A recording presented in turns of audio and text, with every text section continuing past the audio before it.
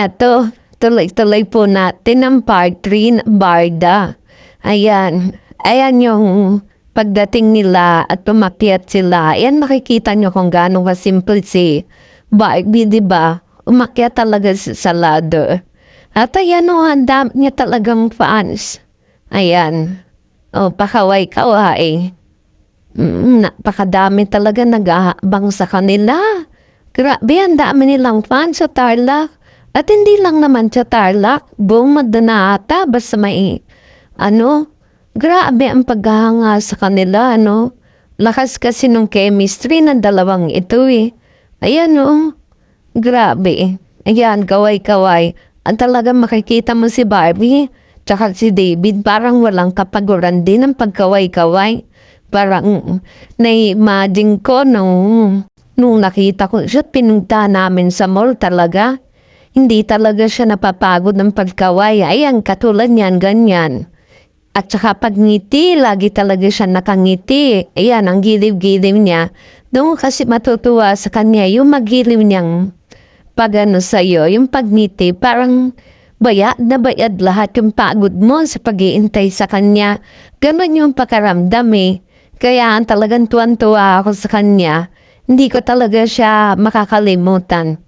Nung first time ko siya nakita, grabe yung grabe ako na struck sa ugali niya.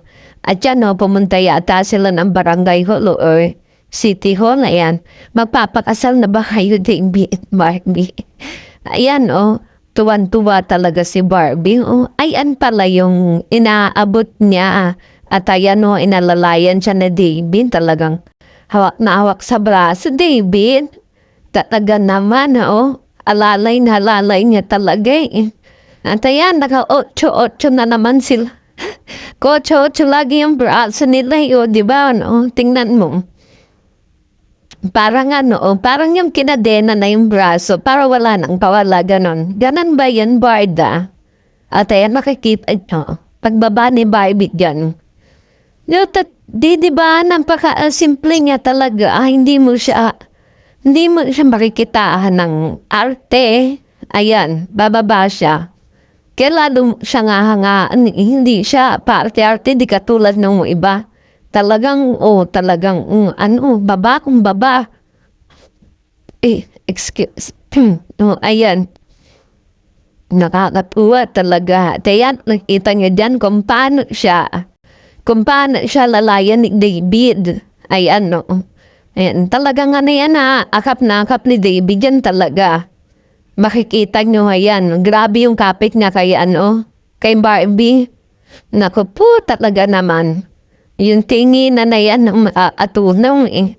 Ayan, at siya may nagbigay ata ng ibon. Tuwan-tuwa yung dalawa. Sus! Barbie! Naku po, talaga naman. Ante, hindi maganda mayaw talaga yung mga fans niya. Grabe talaga, Ayan, akap na akap si David. Kasi baka nga naman, baka mahawakan si Barbie. Baka mahila. Ganon, di ba yung mga nila, baka mahila, baka masaktan. Mayroong kasing ganong pangyayari, hindi natin maiwasan. At ayan, nag-online pa yata si Barbie. Siguro may tinulungan lang niya, nag-online siya ng saglit, At sa gilid lang si David. Hindi ko alam kung kanya yan o kay David. Di ba? Ayan. Yan, parang pahuway-huway lang, Ayan, relax lang. Habang naghihintay na umandar yung sasakyan nila. Ay, nakakatuwa talaga kayo, Barbie, David. Grabe kayo. Grabe yung impact nyo sa inyo mga fans. Grabe yung paghanga talaga sa inyo. Ayan, talaga may inabot pa siya ng panties niya, Nakakatuwa to si Barbie. Talagang na-appreciate niya yung mga fans niya. Sobra. Kaya naman makikita mo, ang dami-dami niyang fans. Ang dami talaga nagmamahal sa kanya. Kasi sobra niya nga appreciative. Ayan, binigay ata parang bata, tuwa. Nakakatuwa ka talaga, Barbie. Diyos ko. Ayan, ano yung ginagawa pa, Barbie? Nakakatuwa to eh. Parang parang 7 years old na makulit.